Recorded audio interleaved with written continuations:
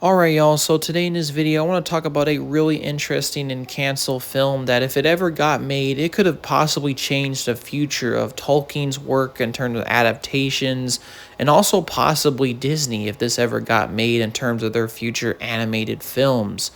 That, of course, we're going to be talking about at one point. Disney had almost attempted and almost made a War of the Rings film. If you want to call it a certain way, we're going to be talking about the canceled film Walt Disney's Lord of the Rings.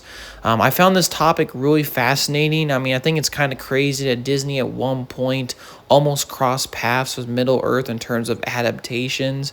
And I mean, I guess it makes sense on the surface. I mean, there are a lot of similarities from their earlier Disney animated films to the War of the Rings. I mean, knights and medieval like cultures, but obviously in terms of tone and storytelling, wildly different. But it's kind of crazy. At one point these two sections, if you will, almost intersected. So in this video I want to talk about what that fabled attempt. I want to give you a little bit of background, what this possibly could have contained, of course all the information I was able to dig up on it, and also give you my thoughts why it was canceled, and my general opinions on Walt Disney's War of the Rings if this ever got made. So let's start at the beginning of this. Tolkien at this point, in the 1930s was writing The Hobbit. And like I said, he was, I believe, a professor. He wasn't actually originally wanting to be an author, a writer, but he actually created The Hobbit. It started from a children's book that he would tell his children. And eventually in 1937, he published The Hobbit. Now, after this, a few months later, Disney would release one of their most groundbreaking animated films, Snow White. And this was a pretty big deal. And Tolkien and a friend of his saw Snow White. And this is really where this weird relationship and really Tolkien's disdain for Disney began. Because while he appreciated the animation, the quality, the production value, he felt that certain aspects of the fairy tale that were adapted from Snow White and presented in a much more sanitized and clean way in Disney's films, really just like in general was the wrong approach. And he, like I said before, he treated fairy tales very seriously. The concept of fairy tales, the characters and the tropes in them, he felt like, their association with children and all these kind of elements really kind of sort of put down the genre, the fantasy genre as a whole. And that's what he was kind of attempting to sort of rework and fix with Lord of the Rings and, of course, The Hobbit.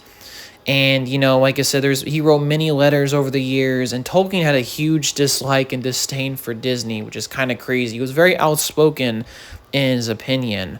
He actually, in a 1964 letter, described Walt Disney as simply a cheat. He also described them in terms of their profit-making tendencies with their films as hopelessly corrupted. And there's, like I said before, tons of other letters and comments he would make. Like I said with Snow White, he praised the production values. I mean, like I said, the rotoscoping, the animation quality was groundbreaking.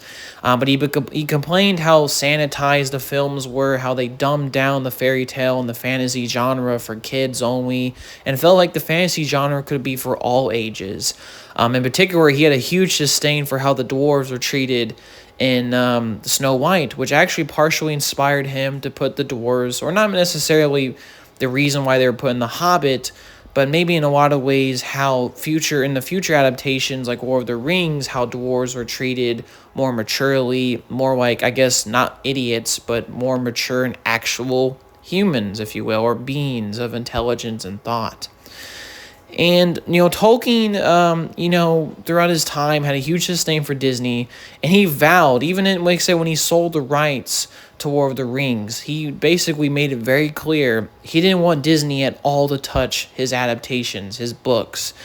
He didn't want any studio like Disney to ever touch his work because he felt like he would ruin it, he would dumb it all down, he would make it really clean and sanitized for all ages, which, I mean, yeah, if Disney got their hands on War of the Rings, I can definitely see that happening. And like I said, that might seem like the end of the story, right? Tolkien had a huge disdain for Disney. He wrote in multiple letters, he made multiple comments to people, and he wanted to make sure that Disney did not ever touch the rights for the War of the Rings and The Hobbit and his other Middle-earth works. But turns out that actually is kind of a weird thing we're going to get into this video, because it seems like Tolkien's publisher without, the consent of Tolkien itself, it seemed like, because I'm sure if he got wind of this, he definitely would have told them to not approach Disney. But it seemed like at one point in the 1950s, Tolkien's publisher did approach Disney with the idea of possibly doing a Lord of the Rings or Hobbit animated adaptation.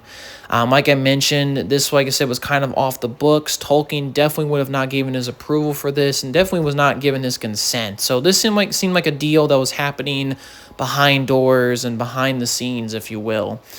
But regardless, they apparently asked Disney, and while Walt Disney themselves did briefly consider doing the Lord of the Rings or a Hobbit adaptation, which at the time, they were briefly considering it. And according to one of their more famous directors and animators, Wolfgang Reiterman, which if you don't know who that is, he basically made a lot of classic Disney films and directed some. More particularly, like one of the films he did was Jungle Book, the 1960s version, and he's made a lot of really good animated films. He's kind of a Disney animation veteran. But he apparently spoke years later about this and said that, I guess, according on his team, if you will, and at Disney, they basically turned down the offer from Tolkien's publisher to possibly do an adaptation. In terms of The Lord of the Rings, they felt that The Lord of the Rings was too complex, too lengthy, too long, and too scary for a Disney production. And the idea was quickly shot down. So, yeah, basically at one point, Tolkien's publisher did approach Disney. They met with some people, including Wolfgang Reiterman. And then at one point, they were briefly considering it in the 1950s, but it was basically Disney turned them down because they felt like, Lord of the Rings was too scary, too long, and just wasn't right for a Disney production, Disney-produced film. And that was the end of it, a very quick end. And that was the end of Disney's Lord of the Rings. And that's it.